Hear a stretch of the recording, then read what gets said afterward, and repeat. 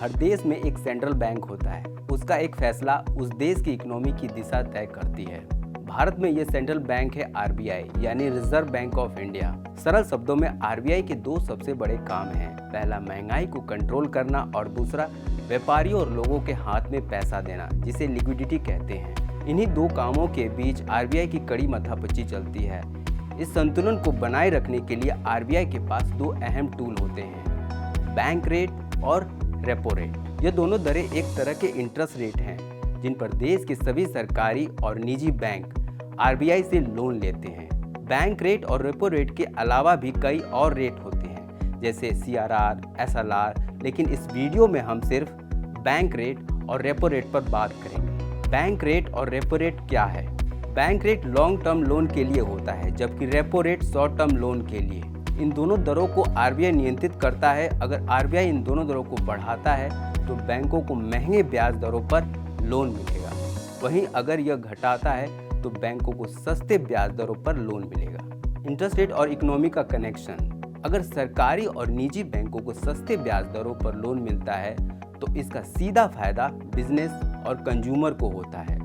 Business करने वाले लोग बैंक से सस्ता लोन लेकर अपनी कंपनियों में निवेश करते हैं या यूं कहें अपना विस्तार करते हैं। वहीं consumer home loan, car loan और पर्सनल लोन लेकर अपनी ज़रूरतें पूरी करता है। इस तरह अगर आरबीआई बैंक रेट और रेपो रेट में कटौती करता है तो लोगों के हाथ में पैसा आता है, वो खर्च करते हैं और इकोनॉमी ग्रो करती है।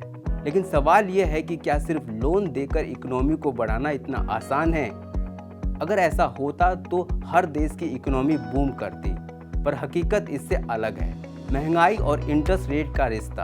जब इंटरेस्ट रेट कम होते हैं और लोगों के पास ज़्यादा पैसा आता है तो मार्केट में चीज़ों की डिमांड बढ़ जाती है। डिमांड बढ़ने से इन्फ्लेशन यानी महंगाई बढ़ने लगती है। इसी वजह से अगर इन्फ्लेशन ज़्यादा होता है तो आरबीआई बैंक रेट और रेपो रेट में कटौती करने से हिचकिचाता है।